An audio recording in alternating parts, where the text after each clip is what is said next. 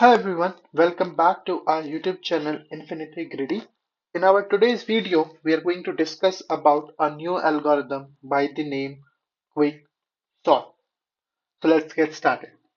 When I talk about the quick sort, the very first fundamental principle is that it is based on divide and conquer approach. Quick sort is based on divide and conquer approach. Now, what is this divide and conquer approach? I'll just give a gist of it. Let's say you have a problem, this big problem. Okay. Now, what you do instead of solving this big problem, you divide this problem into subparts. You divide the problem into parts. Now, instead of solving this big problem, you solve these two problems. When you solve these two problems, ultimately this bigger problem is solved for you. This is how divide and conquer works, right? The second important part of the quick sort is quick sort. What I mean, the meaning is here is this word quick. What is so quick in it? The fundamental of quick in this quick sort is, for example, I have given an array, let's say 15, 2, 17, 21, 8. This is my array, okay, jumbled array. Now, if I sort this array, what I'll get? 2, 18, 15, 17, 21. Now, according to quicksort, if I have taken this element as pivot, we'll see what is pivot. If I have taken this element as pivot, so this element quickly find its position. This element quickly find its position in a sorted array. That is why it is called as quicksort. Are you getting it? Means a element, you will give a element a name called as pivot. That element quickly find its right position in the array, in the sorted array. So if you consider, this is the final result, right? So if you remove these things, right? If you remove these things and let's say something will happen, right? So what you will observe that all the elements, all the elements left to it are smaller than 15 and all the elements right to it are greater than 15. That means this 15 is at right position. That is why it is also called as quicksort. Now I'm talking about a term called as pivot element. So let's discuss about that first. Now this pivot element is nothing but it's a element of an array, or sometimes it's just an element, I will say. The only use of this element is that it divides, because it is based on what? It is based on divide and conquer approach. So it divides, it parts the array such that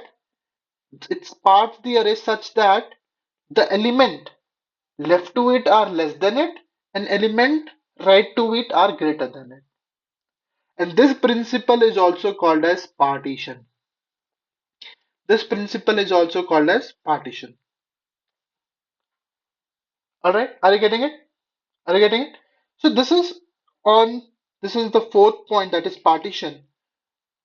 And then what you do, once this is sorted, so we assume this is sorted, then we can apply quicksort on this subarray. Because you have divided the array now. Now you have to conquer. So you conquer on this, you conquer on this, you get this bigger thing done. So what is this? Conquer means again you have to apply something, that is nothing but again you need to apply quick sort.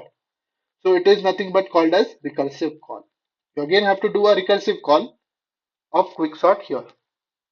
Whatever you have done here, you again do a same thing for this. Now again you divide this into smaller problems. Again you divide this into a smaller problem. Then you tackle this, then you tackle this, then you tackle this, then you tackle this, so that this gets solved. Are you understanding? So the quick sort works on these four principles. Now let me elaborate this one. Now once, what can be the pivot element? Now for example, I have taken an array, let's say 15, 12. 15 to 17, 18, 9. I'm just taking an arbitrary again. Can I consider the first element as pivot? Yes, you can. Can I consider the last element as pivot? Yes, you can. Can I consider any random element as pivot? Yes, you can. Can I consider the middle element as pivot? Yes, you can. So pivot can be any element.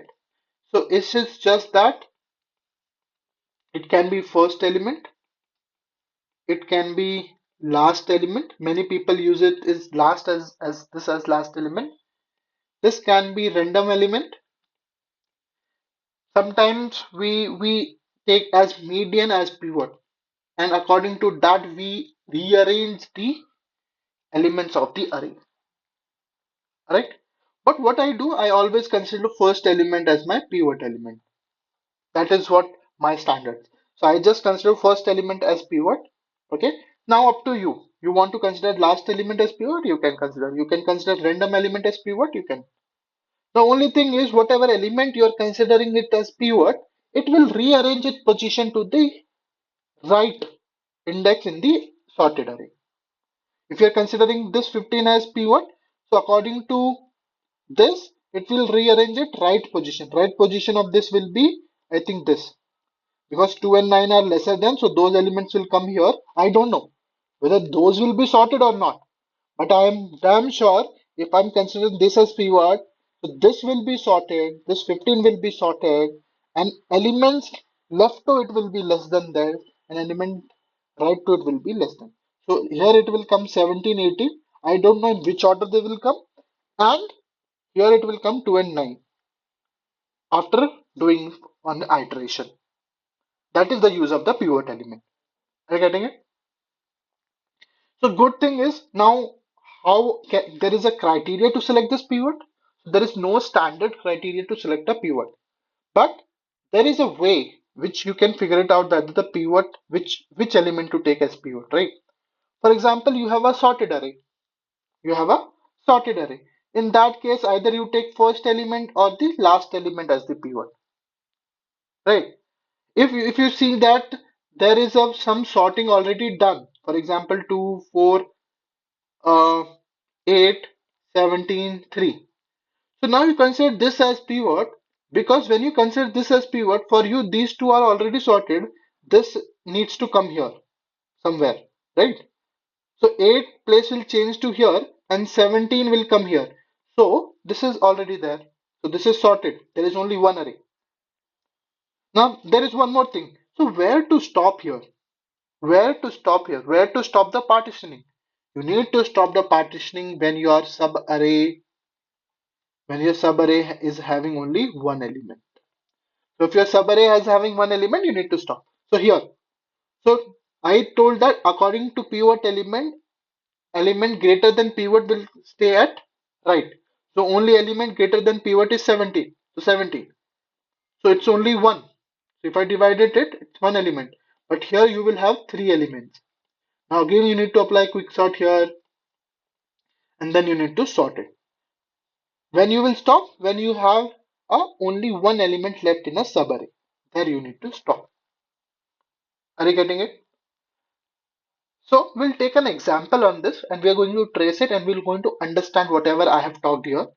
It might be possibility that you might not have got the exact feel of what I was talking here about the pivot, about the partition. But when we'll take an example and we'll trace an algorithm, you will get a feel why this name is given to this algorithm, quick sort. And what is the use of pivot? What is the use of partition? Now, this partition is also of different criterias, right? So that we are going to take in our next video. So in our next video, we are going to discuss about different types of partitions, different types of doing the partitions, right? And which way we are going to take for our quick sort, right? So I told you for pivot, I'm going to consider first element as my pivot element. I can take examples considering last element also and the random elements for your use.